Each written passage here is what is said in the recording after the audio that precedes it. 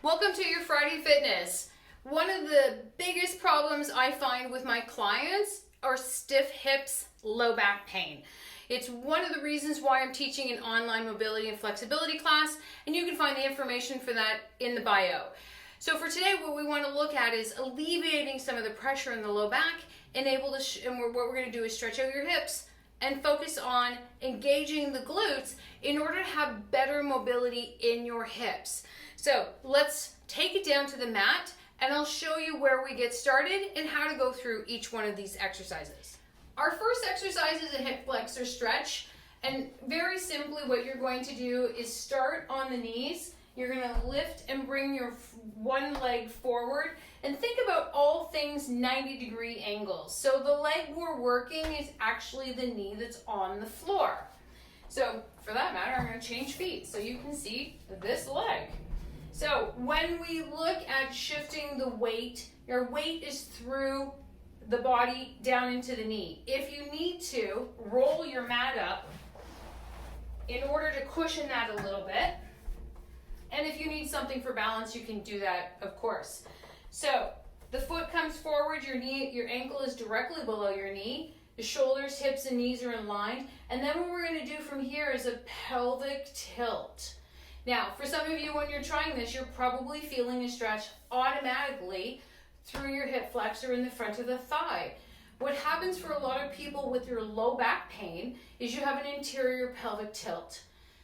This creates a problem because it pulls on the low back and the muscles, and your butt doesn't engage and the quads get too tight, mostly because we're sitting all day.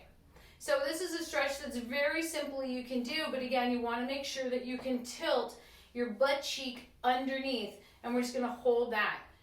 When we release, of course, you're just going to tilt from the hip and then switch sides. And then again, same idea. You're going to tuck that tailbone under, keep your rib cage lifted, shoulders are back, breathe and hold. You can hold this stretch for up to 5 minutes. All right, we're going to release that. So as we go forward, we're going to go into the actual pelvic tilt with a glute bridge lift. So what is the difference between just a random glute bridge with everybody does? So I will flat out tell you, one of the biggest mistakes everybody makes is when your hips go up, the weight comes shifting into the shoulders. What we want to do before we go up is tuck your tailbone under. So you're tilting. So think about your tailbone comes up and your low back presses down into the mat. Now, you're going to press your feet down into the floor. When you go up, imagine you're pulling your bum towards your heels. Anchor your arms down and lift. Keep that tilt so your butt engages. And that's what we want. Make sure your feet, knees, everything are straight as you breathe and press out. Every time you go up, imagine you're pulling your bum towards your feet. That keeps the weight in the legs, it keeps your bum working, and it keeps the weight out of the head and the shoulders. So you can do anywhere from 1 to 15. It depends on how strong you are and how much work is required. So we're going to pull our knees up, come to the side, and we're going to do the 90-90 stretch next. So place your hands behind. Place your feet shoulder width apart, and all you're going to do is drop, pull up, and drop. Now, you're going to find your butt crawls forward as you're going to see me come on my mat. So bring your bum back, readjust as you need to. Now, if you want to advance that a little bit, place your hands, work on the core strength, and side. And side. Perfect. And come back.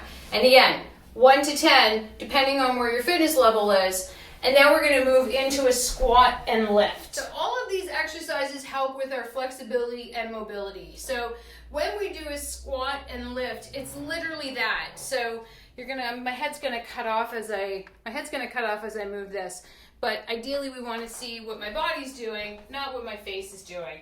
You're going to take your feet hip width apart and drop forward.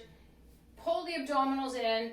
Place your hands. If you need blocks, put your hands on blocks. And then we're just going to shift side to side.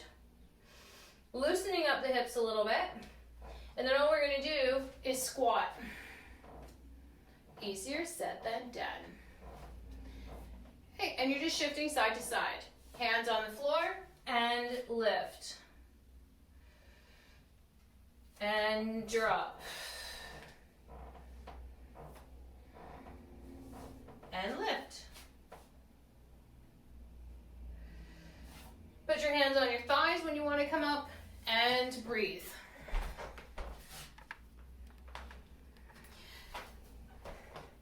Those are some of the basic exercises to help with your mobility and flexibility and your hip and get rid of that low back pain. So what most people forget is when there's something hurting in the back, you really need to address the issues that are in the front of the body.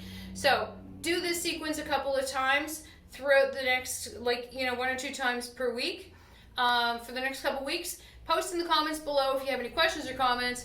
And if you're looking to increase your mobility, flexibility, feel free. You can join me online any Monday at 8 o'clock for mobility and flexibility group classes.